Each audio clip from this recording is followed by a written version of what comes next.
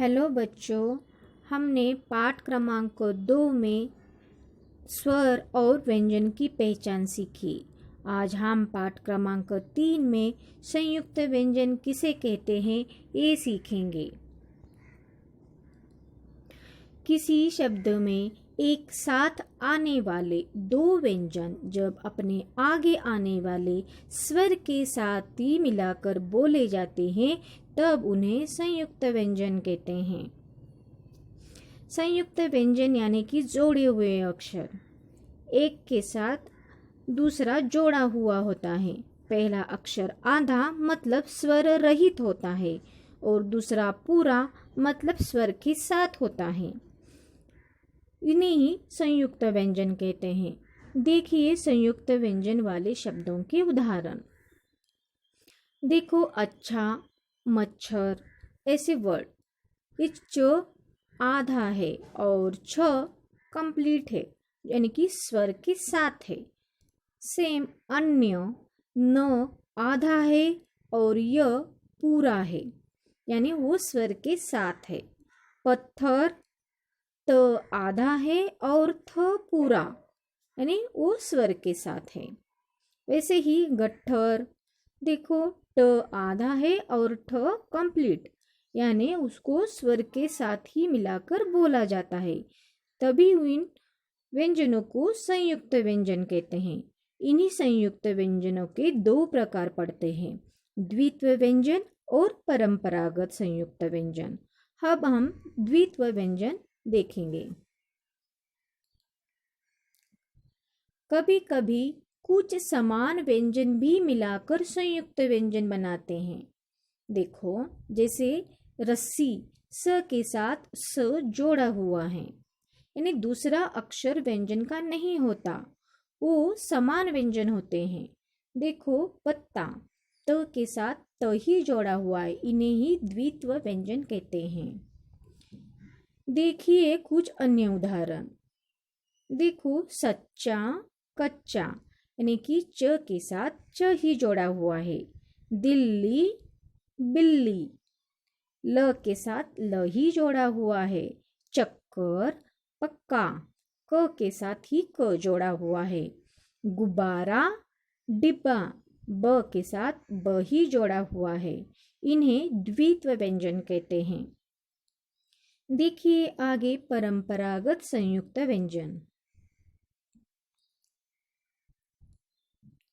ये वे संयुक्त व्यंजन हैं जिनके लिए संस्कृत में एक स्वतंत्र वर्ण बनाया गया था। हिंदी की वर्णमाला में इन्हें सभी व्यंजन वर्णों के बाद क्ष, त्र तथा ग के रूप में दिखाया जाता है। ये परंपरागत संयुक्त व्यंजन होते हैं। देखिए इनकी रचना। देखो क्ष हमेशा व्यंजन वर्णों के बाद ही दिखाया गया है। रक्षा, भिक्षा, कक्षा, दक्ष। फिर त्र में भी देखो मित्र, पुत्र, पात्र आदि। फिर देखो ज्ञ, यज्ञ, विज्ञान, आज्ञा, प्रज्ञा आदि यानी इन्हें व्यंजन वर्णों के बाद ही दिखाया जाता है। देखते हैं र व्यंजन के संयुक्त रूप। र व्यंजन का उच्चारण 3 तरह से किया जाता है, र प्लस स्वर, र प्लस व्यंजन तथा व्यंजन प्लस र। इन 3 तरह के उच्चारणों के लिए हमारी वर्णमाला में 3 चिन्ह बनाए गए हैं। पहला चिन्ह जो दूसरे व्यंजन के शिरोरेखा के ऊपर सी जैसा चिन्ह बनाया गया है तथा पदेन यानी अक्षर के पैर के यहाँ नीचे एक लाइन खींची जाती है और इनके बारे में हम विस्तार से समझते हैं। देखो पहला र प्लस स्वर। जब र व्यंजन किसी भी स्वर के साथ मिलाकर बोला जाता है तब उसे हमेशा र की तरह ही लिखा जाता है। देखो मुझे लिखना है, समझो रात, तो र और आ इस स्वर के साथ रा त ऐसे लिखा जाएगा। अगर रेखा लिखना है तो र और ए इस स्वर के साथ ही लिखा जाएगा। फिर रोशनी, रौनक यानी कि र और स्वर के साथ ही र को लिखा जाता है। अभी हम दूसरा देखेंगे, र अधिक व्यंजन।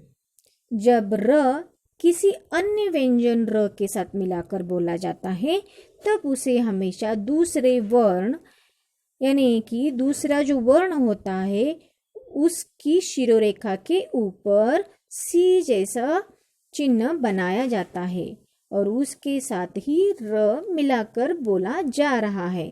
देखो अभी दर्द। दर्द इस अक्षर को हमने र का उच्चारण तो दिया है लेकिन लिखने के टाइम हम र नहीं लिखते। जो दूसरा वर्ण है उसके शिरोरेखा के ऊपर सी जैसा चिन्ह बनाया जाता है। देखो दूसरा उदाहरण अर्थ, सर्प, शर्त। इसमें र का उच्चारण तो आ रहा है मगर हम र प्रॉपरली नहीं लिखते, उस पर ओ चिन्ह बनाया जाता है। अभी तीसरा प्रकार देखेंगे, व्यंजन प्लस र। इस प्रकार में यदि कोई अन्य व्यंजन र से मिल रहा है तो उसे तीसरे वर्ण पदेन से लिखा जाता है, यानी कि एक लाइन खींची जाती है और जो इसे खड़े पाई वाले व्यंजनों में खड़े पाई के पैरों में हुक की तरह से लगाया जाता है तथा गोलाकार व्यंजनों में हल चिन्हों के साथ जोड़ दिया जाता है। देखते हैं इनको विस्तार से। खड़े पाई वाले व्यंजन वर्ण प्लस र।